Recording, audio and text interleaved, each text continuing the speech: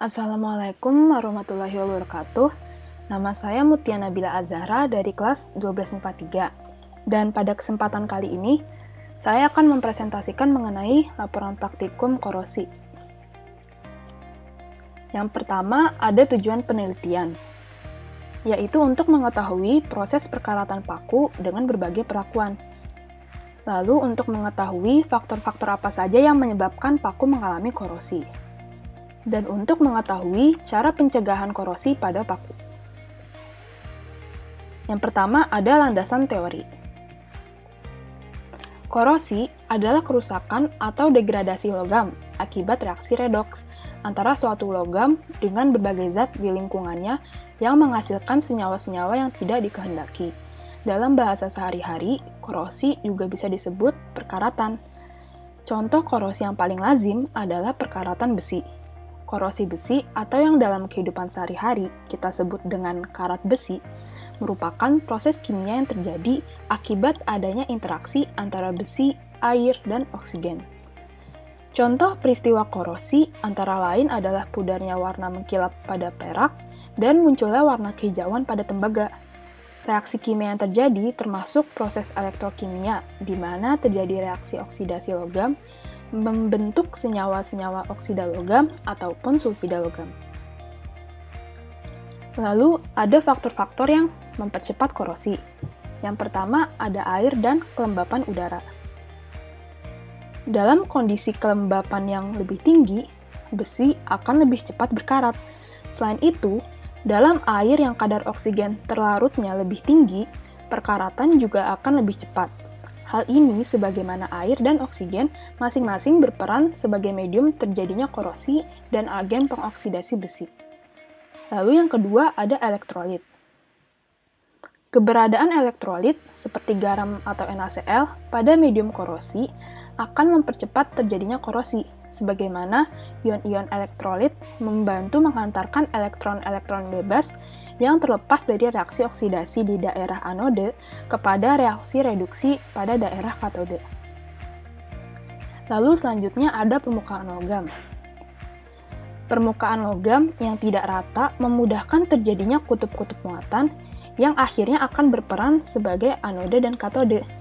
Permukaan logam yang licin dan bersih akan menyebabkan korosi sulit terjadi. Lalu ada sel elektrokimia. Keberadaan elektrolit seperti garam NaCl pada medium korosi akan mempercepat terjadinya korosi, sebagaimana ion-ion elektrolit membantu menghantarkan elektron-elektron bebas yang terlepas dari reaksi oksidasi di daerah anode kepada reaksi reduksi pada daerah katode. Lalu selanjutnya ada cara untuk memperlambat korosi, yaitu pertama dengan mengontrol atmosfer agar tidak lembab dan banyak oksigen, dan yang kedua mencegah logam bersinggungan dengan oksigen di udara, yaitu dengan mengecat logam, dengan galvanisasi, dengan electroplating, dan dengan Sherardism. Lalu yang kedua ada alat dan bahan. Untuk alatnya ada gelas, plastik, dan amplas. Dan untuk bahannya ada 6 jarum pentul, air biasa, air panas, larutan garam, dan minyak goreng. Lalu yang ketiga ada cara kerja. Jadi yang pertama, jarum pentul itu diamplas, lalu diberi tanda berbeda, yaitu A, B, C, D, E, dan F pada masing-masing gelas plastik. Dimasukkan jarum pada masing-masing gelas dengan setiap gelas berisi 1 jarum. Lalu dimasukkan air biasa pada gelas A, air panas pada gelas B, cuka pada gelas C, larutan garam pada gelas D, minyak goreng pada gelas E, hingga setiap jarum itu terendam. Dan untuk gelas F, gelas tersebut hanya berisi paku.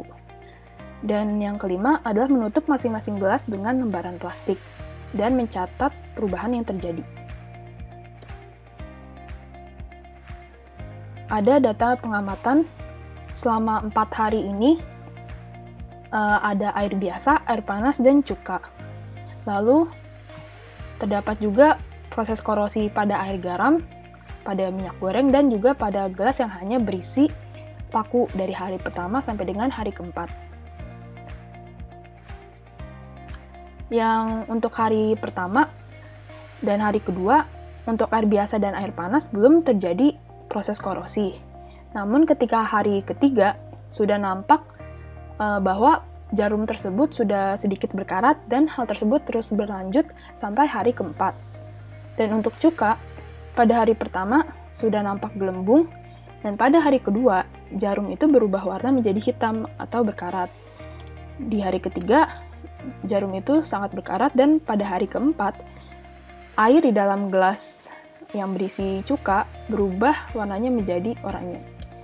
Lalu untuk air garam, pada hari pertama juga sudah terbentuk gelembung. Lalu pada hari kedua, sebagian jarum berubah warnanya menjadi coklat, atau yang berarti jarum tersebut sedikit berkarat. Dan pada hari ketiga, jarum itu menjadi berkarat, dan pada hari keempat, air di dalam gelas D juga berubah warnanya menjadi oranye terang. Lalu untuk minyak goreng dan gelas F, tidak terjadi proses korosi kepada jarum. Lalu pembahasannya, pada gelas A dan B, jarum itu mengalami korosi sebab di dalam air terdapat oksigen terlarut.